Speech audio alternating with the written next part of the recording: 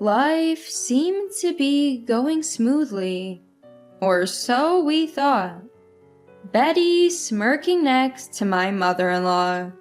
Who could have seen this coming? My name is Polly. I'm 35 and work for a major corporation. My husband Emmett is a colleague, and we continue to work at the same company after getting married. My in-laws are kind and often look out for me, especially when I'm busy with work. The idea of multi-generational living came from them. Apparently, they had planned to give the land to Emmett, but we decided to build a new house on the property to avoid stepping on each other's toes. I was grateful for the suggestion and agreed to the multi-generational living arrangement. We renovated an abandoned guest house and moved in. Both of us had good jobs, so we have plenty of savings. We incorporated all of our wishes into the renovation. The guest house was old but had a good design, so we mostly just reinforced it. My in-laws were pleased with the outcome. After moving in, we'd enjoy tea together on weekends. Then, suddenly, my father-in-law collapsed. I heard he was rushed to the hospital, so I left work early. When I arrived, he was hooked up to numerous tubes. Dad, hang in there. Wake up. In the hospital room, Emmett, who had arrived before me, was desperately talking to his father. Both my mother-in-law and Leroy's family had arrived, and the room was filled with Emmett's cries and the sound of the heart monitor. A doctor came in and explained my father-in-law's condition.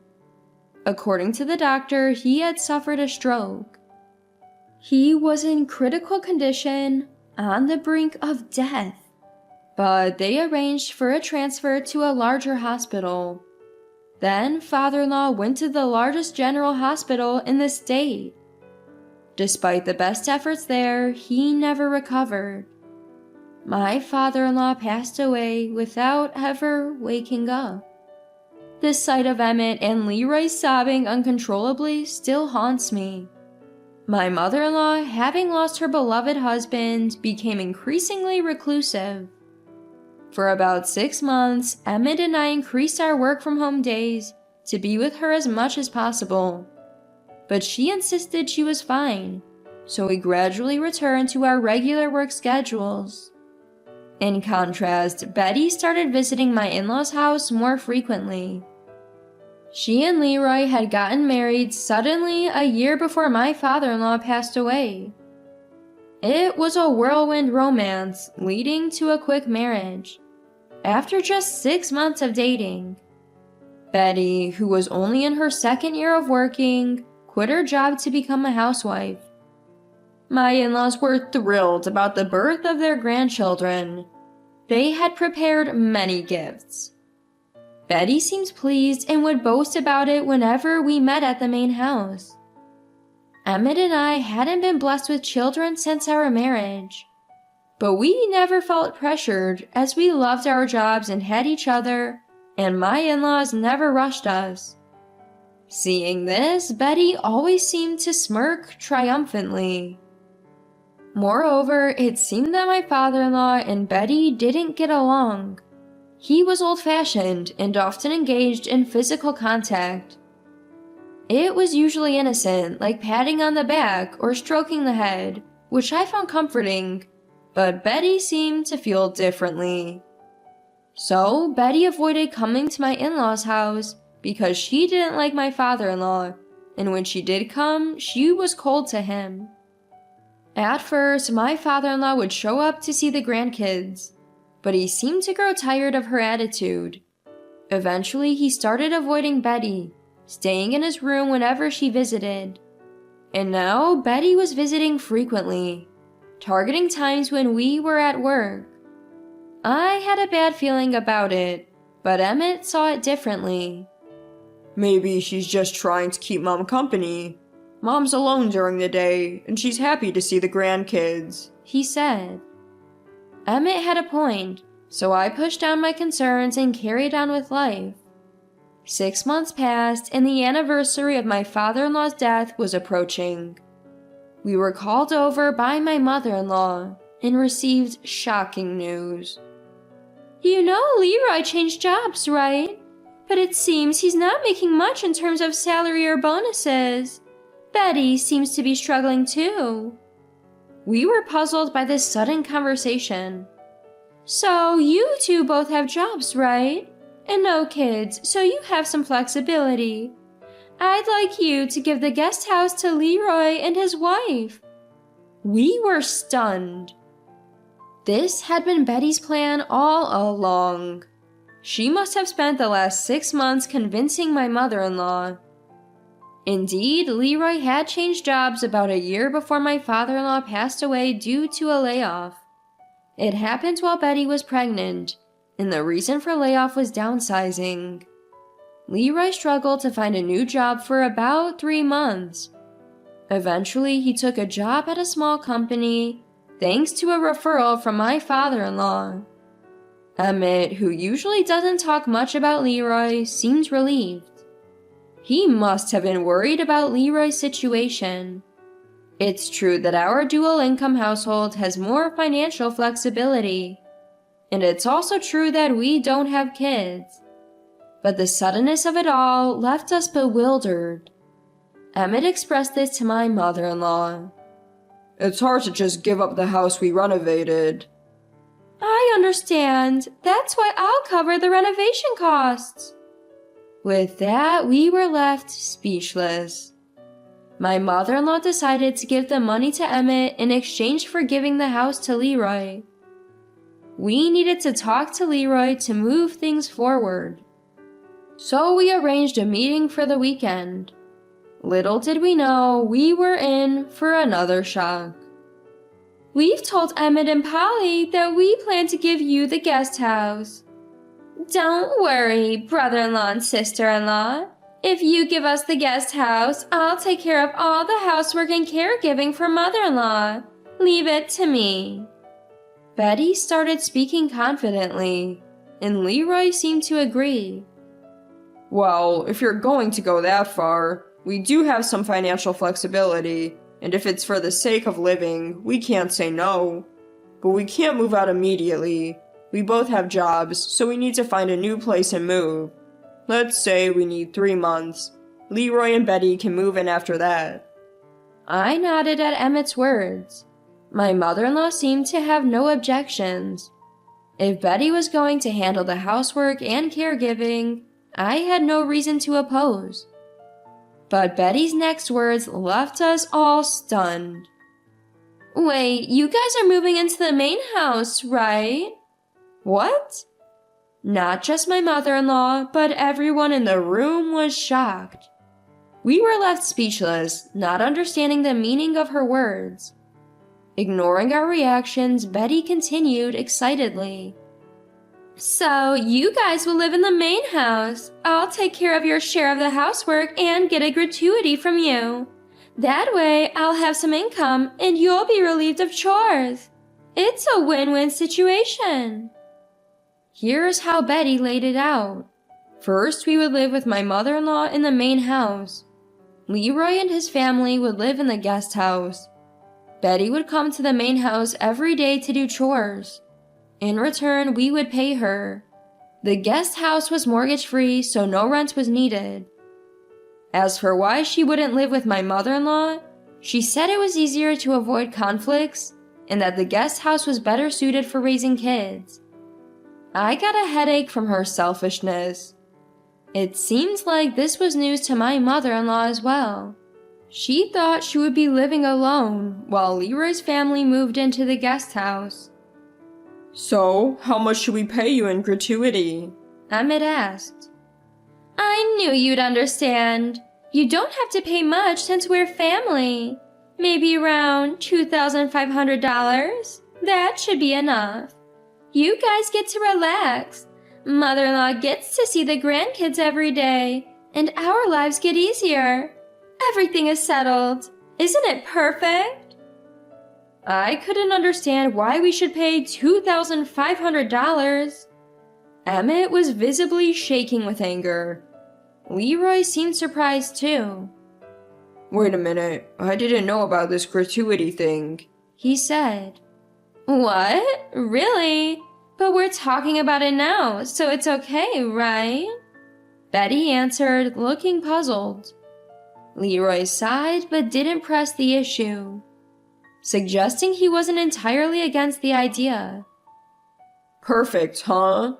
Perfectly stupid, Emmett said, making Betty's face tense up. Emmett continued talking. Why should we not only give up the guest house, but also pay $2,500 a month? And since when is that a family rate? Tears welled up in Betty's eyes. She muttered something and then responded, crying. Why can't you understand? Everyone benefits. Mother-in-law won't be lonely and you guys get to relax. I can't work outside because I have a baby, and this baby is the only one in this family. Aren't babies supposed to be raised by everyone? Put the baby aside. You could use daycare, Emmett said. Betty burst into tears, her shrill voice filling the room. Why would you say that? I can't send my son to such a barbaric place. What's wrong with wanting to be with him until he's old enough for preschool? Betty started sobbing like a child. Emmett and I watched in disbelief, but my mother-in-law seemed to sympathize with Betty. Betty has thought this through. I'm okay with living with you guys. If Betty takes care of the housework, it'll be easier for everyone. Family should help each other, right? It seems my mother-in-law had been completely won over by Betty in the past 6 months. Leroy, rubbing Betty's back, looked at us pleadingly. Betty was crying with her face down, but I saw a smile through the gaps in her fingers. Men don't understand the hardships of housework, but you get it, right? It'll be easier and cheaper for everyone, Betty said, looking at me. I responded with a smile. Yes, I agree with Emmett. Did you know? Housework for 2 people isn't that big of a deal. And $2,500, no offense, but I don't think your housework is worth that much. She seemed to have not expected a refusal. Betty stared at me, dumbfounded. Emmett sighed deeply and said to the 3 of them, Fine, we'll move out of the guest house, but we're not moving into the main house. Do whatever you want with the guest house after we leave. You don't have to return the renovation costs. But from now on, no financial support. Figure it out yourselves. Emmett left the room after saying that. I followed him, saying my goodbyes. Polly, I'm sorry for the trouble. About the renovation costs, too. Don't worry about it. Let's just find a new place and move out.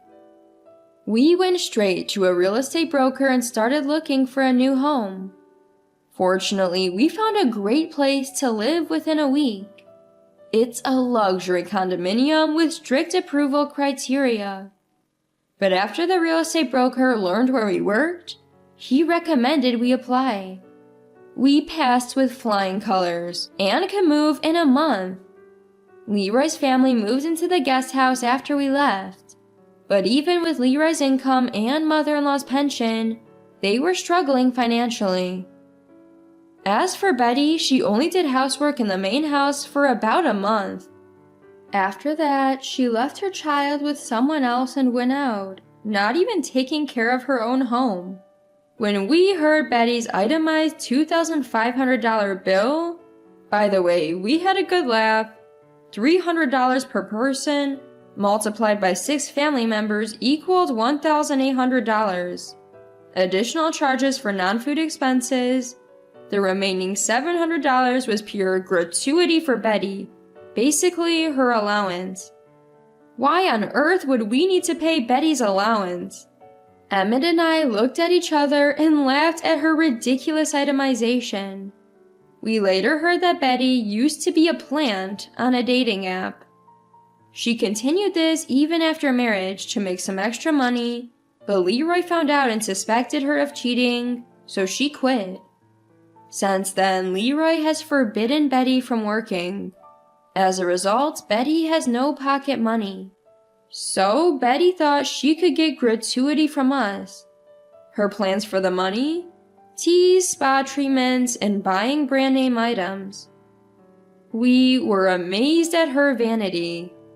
Still, Leroy has no plans to divorce her. We decided that after moving, we would only visit for New Year's celebrations and father-in-law's death anniversary.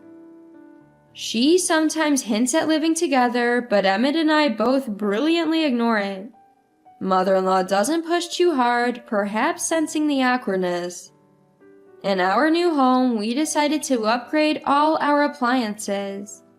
Robot vacuum, washing machine with dryer, and AI-controlled devices. All these cost less than 6 months of Betty's proposed gratuity. Housework became much easier, and we enjoyed our time more. Soon after moving, I found out I was pregnant. We'll be a family of 3 next year. I plan to continue working.